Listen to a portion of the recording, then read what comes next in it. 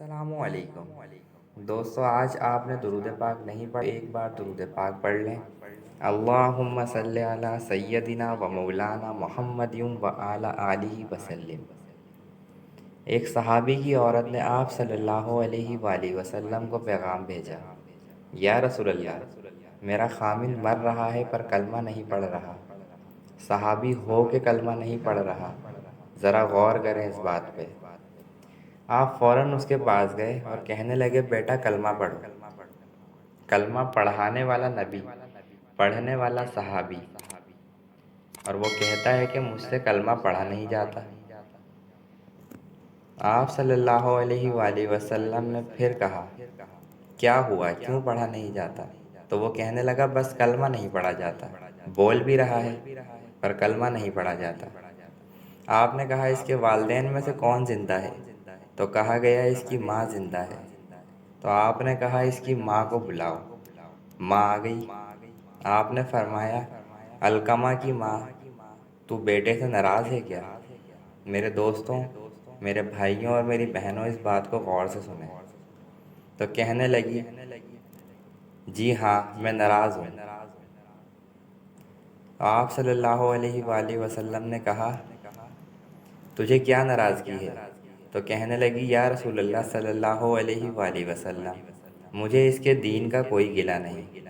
رات کو اٹھ اٹھ کے تہجد پڑھتا ہے، نفلیں ادا کرتا ہے، روزے رکھتا ہے، لیکن بس جب مجھ سے بولتا ہے تو بدتمیزی سے بولتا ہے، میرے دل کو چیر دیتا ہے، میرا دل چیر کے رکھ دیتا ہے۔ جب مجھ سے بات کرتا ہے تو مجھے بس دکھ دیتا ہے۔ اور آج ماں باپ کے ساتھ کیا ہو رہا ہے یہ ہم سب جانتے ہیں۔ آپ نے فرمایا، معاف کرو گی؟ کہنے لگی، جی نہیں چاہتا۔ آپ نے فرمایا، اگر آگ لگا دوں سفارش کرو گی؟ کہنے لگی، آگ میں تو نہیں دیکھ سکتی، سفارش کروں گی۔ آپ نے فرمایا، اگر تو نے معاف نہیں کیا، یہ مرتے ہی اللہ کی آگ میں جلے گا۔ اس کا صحابی ہونا بھی اس کو اللہ کی آگ سے بچا نہیں سکتا، حالانکہ قرآن کہہ رہا ہے کہ اے میرے نبی، میرا وعدہ ہے تجھ سے، تیرے تمام صحابی جنتی ہیں۔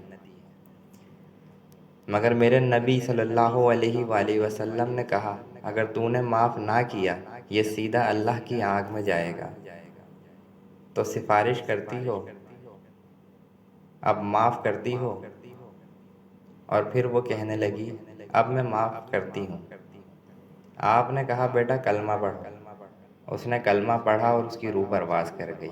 آپ صلی اللہ علیہ وآلہ وسلم نے اس کے جنازے میں شرکت کی، دفن میں شرکت کی، اور پھر اس کی قبر کے پاس کھڑے ہو کر کہا، جس نے ماں باپ کو دکھ دیا، اس پہ اللہ کی لعنت، اس پہ فرشتوں کی لعنت، اس پہ زمین و آسمان کی لعنت۔ اس کی نہ نماز قبول، نہ روزہ قبول، نہ صدقہ قبول۔ یہ ناکام انسان کی شکل ہے، یہ ہونے والا ہے۔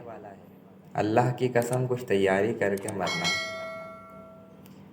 اللہ آپ کو بڑے عہدے دے، بڑی ڈگریاں دے، بڑے کاروبار دے۔